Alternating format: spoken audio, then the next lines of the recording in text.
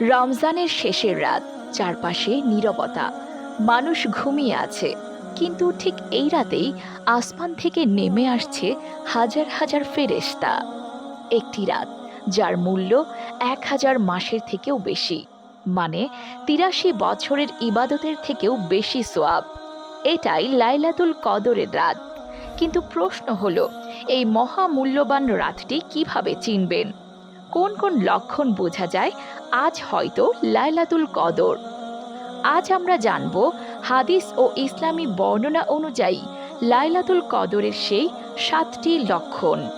ভিডিওটি শেষ পর্যন্ত দেখুন।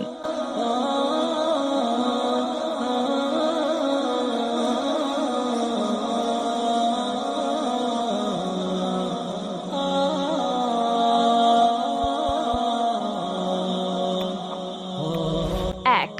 রাতটি হয় খুব শান্ত। হাদিস অনুযায়ী লাইলাতুল কদরের রাত খুবই শান্ত ও প্রশান্ত হয়। এই রাতে না থাকে অতিরিক্ত গরম, না থাকে বেশি ঠান্ডা। এক ধরনের অদ্ভুত শান্তি পুরো পরিবেশে ছড়িয়ে পড়ে। অনেক মানুষ বলেন, এই রাতে মনে হয় যেন পুরো পৃথিবী একটি শান্তির চাদরে ঢেকে গেছে। ২. আকাশ থাকে পরিষ্কার। অনেক ইসলামী বর্ণনায় বলা হয়েছে, লাইলাতুল কদরের রাতে আকাশ থাকে পরিষ্কার ও সুন্দর। কখনো কখনো আকাশে দেখা যায় একটা নরম আলো। এটা চাঁদের আলো হতে পারে, অথবা রাতের প্রশান্ত পরিবেশ। ৩. এই রাতে মন অদ্ভুত শান্তি অনুভব করে। লাইলাতুল কদরের অন্যতম বড় লক্ষণ, মানুষের হৃদয়ে আসে অদ্ভুত প্রশান্তি। ইবাদত করতে মন চায়, দোয়া করতে ইচ্ছা হয়, কোরআন পড়তে ভালো লাগে। অনেকেই বলেন, এই রাতে নামাজ পড়তে পড়তে মনে হয় যেন চোখে পানি চলে আসছে। ৪. শয়তান কম সক্রিয় থাকে। হাদিসে এসেছে, এই রাতে শয়তানের কার্যকলাপ কমে যায়। তাই অনেক সময় দেখা যায় মানুষের মধ্যে ঝগড়া কম হয়, মন্দ চিন্তা কম আসে, পরিবেশ হয়ে যায় অনেক শান্ত। ৫. বাতাস থাকে খুবই নরম। লাইলাতুল কদরের রাতে বাতাস হয় মৃদু ও আরামদায়ক। কোনো ঝড় বা তীব্র বাতাস থাকে না। অনেকেই বলেন, এই রাতে বাতাস যেন আলাদা ধরনের লাগে। ৬. পরের দিনের সূর্য হয় আলাদা। হাদিস অনুযায়ী লাইলাতুল কদরের পরের দিন সূর্য ওঠে মৃদু আলো নিয়ে। সূর্যের আলো খুব তীব্র হয় না, এমনকি অনেক সময় সূর্যকে চোখে তাকিয়ে দেখা যায়। এটা লাইলাতুল কদরের অন্যতম বিখ্যাত লক্ষণ। ৭. এই রাতে ফেরেশতারা পৃথিবীতে নেমে আসে। কোরআনে বলা হয়েছে, লাইলাতুল কদরের রাতে ফেরেশতারা পৃথিবীতে নেমে আসে আল্লাহর অনুমতিতে।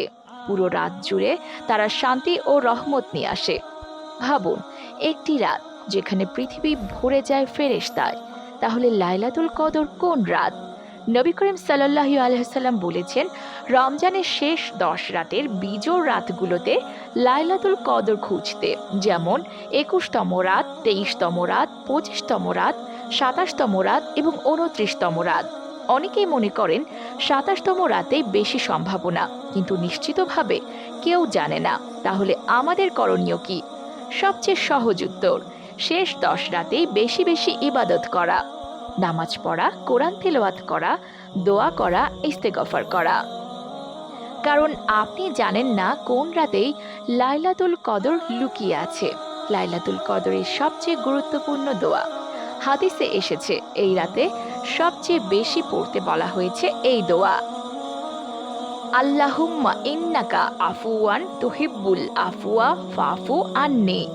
এর অর্থ, হে আল্লাহ, আপনি ক্ষমাশীল, আপনি ক্ষমা করতে ভালোবাসেন, তাই আমাকে ক্ষমা করুন। লাইলাতুল কদর একটি রাত যা পুরো জীবনের ভাগ্য বদলে দিতে পারে।